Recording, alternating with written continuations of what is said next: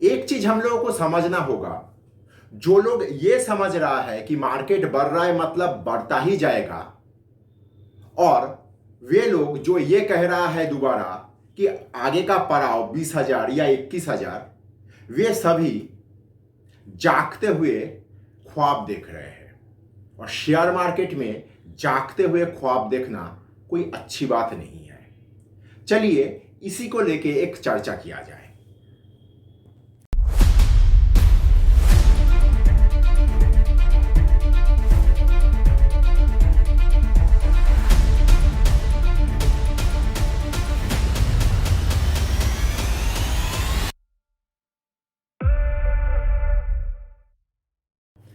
मैं पिछले 1.5-2 महीने से आप लोगों को वीकली व्यू देते वक्त एक ही बात कहता हूं, हम लोगों में कोई समस्या नहीं है। जो कुछ समस्या बाहर से आएगा, बाहर से कोई खराब खबर आए तो हम लोग उसके ऊपर रिएक्ट करेंगे। यहां तक तो सब कुछ ठीक है। मैं आज वीकली व्यू देने बैठा नहीं हूं। देखिए, पिछले अगर साल भर 1.5 साल से अगर आप देखोगे तो ये पूरा प्रकरण का विलेन नंबर 1 है यूएस फेड। आज के तारीख में यूएस फेड कहीं ना कहीं किसी एक विशेष वर्ग का वेस्टेड इंटरेस्ट शार्प करने के लिए काम कर रहा है, ऐसा मुझे लग रहा है। हालांकि आप लोगों को यह लग सकता है कि मेरा शब्द चुनना सही नहीं रहा, लेकिन यह शब्द को अगर मैं चुनता भी हूं, कहां पे गलत साबित होऊंगा मैं? देखिए, इन लोगों का एक एवं एकमात्र लक्ष्य है इन्फ्लेशन को 2% में लाना है, और इसके लिए इनको अगर 100-200 का हत्या भी करना पड़े तो ये लोग पीछे नहीं हटेगा। ऐसा इन लोगों का लैंग्वेज और बॉडी लैंग्वेज से समझ में आ रहा है। लेकिन सवाल यह आ रहा है, ऐसा क्यों? 2% इन्फ्लेशन का लक्ष्य, ये तो कहीं ना कहीं माना जा सकता है। तो लक्ष्य तो बहुत जगह पे बहुत कुछ होता है। हम लोगों का बजट में भी हर साल बहुत तरह का लक्ष्य दिया जाता है, उनमें से ज्यादातर लक्ष्य लोग भूल जाता है, मीट भी नहीं होता है, ऐसा चलता रहता है। यूएस फेड यहां पे एक विशेष वर्ग जो मैं उल्लेख कर रहा हूं, मतलब यूएस का बड़ा बैंकों का वेस्टेड इंटरेस्ट सर्व करने के लिए बैठा हुआ है। बहुत गंदा गेम हो रहा है। नहीं तो मार्च महीने में एक के बाद एक छोटा बैंक वहां पे जिस तरह का क्राइसिस में फेल होने का, तीन बैंक तो ऑलरेडी फेल डिक्लेयर हो ही चुका है कागजित रूप से, उसके बाद भी इंटरेस्ट बढ़ाना ये कहीं पे भी मानवीय चीज नहीं है, लेकिन फिर भी किया जा रहा है। इसका उद्देश्य क्या है? यूएस का बड़ा बैंक शॉपिंग में निकला है, तो शॉपिंग में निकला है तो सस्ते में माल मुझे चाहिए होगा। आप लोगों को एक कहानी बताता हूं। हालांकि मैं ये कहानी जो आप लोगों को बताने जा रहा हूं, आप में से शायद बहुतों होंगे जो इस सब चीज से वाकिफ रहोगे, लेकिन फिर भी ये कहानी इस पर्टिकुलर इवेंट के साथ बहुत ही अलाइंड है।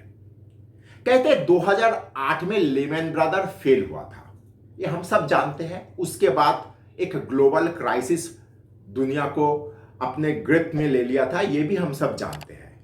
लेकिन हम में से बहुत कम लोग ये जानते हैं कि लेमन ब्रदर को बचाया जा सकता था, लेकिन उसको जानबूझ के मरने दिया गया। उतना बड़ा एक हाथी मरा है, वो जंगल में होता है ना मुर्दाखोर जानवर, वो लेमन ब्रदर जब फेल हुआ, किसी ने उसका हाउसिंग पोर्टफोलियो को खरीदा। 10 रुपया का सामान 25 पैसे में खरीदा गया। किसी ने उसका इन्वेस्टमेंट पोर्टफोलियो को खरीदा।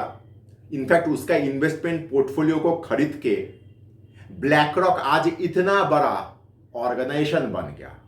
तो वहां पे ये सब बड़ा बड़ा जो ऑर्गेनाइजेशन था, इन सब ऑर्गेनाइजेशन के साथ साठगांठ करते हुए लेमन ब्रदर को जानबूझ के मरने दिया गया, ताकि ये लोग उसका मांस को निचोड़ के खा सके। आज कहीं ना कहीं वही चीज थोड़ा दूसरे प्रकार से यूएस में दोहराया जा रहा है। अच्छा, इन्फ्लेशन ये सब चीज कहा जा रहा है। भाई जंग बंद कर दो, इन्फ्लेशन अपने आप बहुत कुछ का कम हो जाएगा। कॉमोडिटी का प्राइस गिरेगा तो इन्फ्लेशन अपने आप ही तो कंट्रोल में आ सकता है ना, लेकिन ऐसा किया नहीं जा रहा है।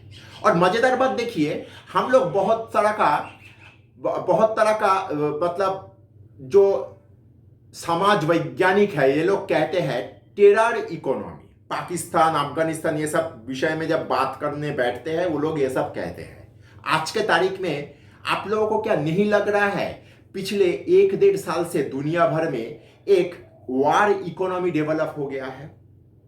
वॉर इकोनॉमी मतलब हम सब जानते हैं दुनिया भर में जहां कहीं भी जंग होता है यूएस अपना शस्त्र लेके बेचने के लिए पहुंच जाता है, उससे उन लोगों का मुनाफा होता है। ये सब तो ठीक है, लेकिन आप लोग कहीं सोचे हो कि यूरोप में तेल सप्लाई में, निर्यात में सऊदी को पीछे करके भारत 1 नंबर में पहुंच गया।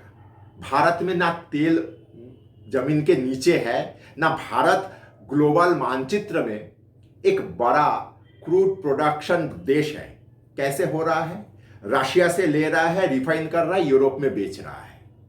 अगर वीडियो आप यहां तक देख चुके हो तो कृपया लाइक और सब्सक्राइब करिए और दोस्तों के साथ शेयर करिए, क्योंकि खुशियां और ज्ञान बांटने से बढ़ता है। तो ये भी तो एक इकोनॉमी तैयार हो गया। अब सोचिए कुछ दूसरे तरह से, कुछ देर के लिए आप खुद को मुझे भारतीय ना देख के एक अलग तरह से अगर हम लोग देखें, आज के तारीख में भारत भी शायद नहीं चाहता है ये जंग रुके, क्योंकि उसका भी तो एक इकोनॉमी डेवलप हो गया ना कि रशिया से मैं सस्ते में माल खरीदूंगा, क्योंकि रशिया का मजबूरी है, रशिया के ऊपर सैंक्शन लगा हुआ है। वो 70-75 डॉलर का क्रूड बैरल हम लोगों को $45-50 बैरल दे रहा है। वहां से माल सस्ते में उठाओ, रिफाइन करो, ऊंचे दाम में यूरोप में बेच दो। तो ये हम लोगों के लिए भी तो एक इकोनॉमी डेवलप हो रहा है, तो ये भी एक चीज तैयार हो रहा है। तो इसीलिए मैं कह रहा हूं बाजार बढ़ रहा है, बढ़ने दीजिए, मजा लीजिए, लेकिन वही 30-35-40-50% का प्रॉफिट आए तो प्रॉफिट भी लेना सीखिए। प्रॉफिट लेते जाइए, प्रॉफिट लेने के बाद हाथ खाली रखिए, क्योंकि वो जो लोग कह रहा है कि 20,000 होएगा, 21,000 होएगा, उन लोगों को कुछ खराब बात कहने का आवश्यकता नहीं है, लेकिन ये कहना जरूर चाहता हूं कि आज से 15 दिन, 1 महीना बाद आप लोग सुनिएगा बाजार में यही बात हो रहा है कि हम लोगों का मार्केट बहुत महंगा हो गया, पी मल्टीपल बहुत हाई हो गया। वह बाहर का मार्केट, यूरोप का मार्केट, यूएस का मार्केट सस्ता है। एफआईआई लोग तब यहां पे माल बेचेगा, पैसा निकालेगा, उधर इन्वेस्ट करेगा। यही चीज तो 1.5 साल से होते आ रहा है। तो इसीलिए कह रहा हूं पैसा मिल रहा है, पैसा बटोर लो, कल का देखेंगे।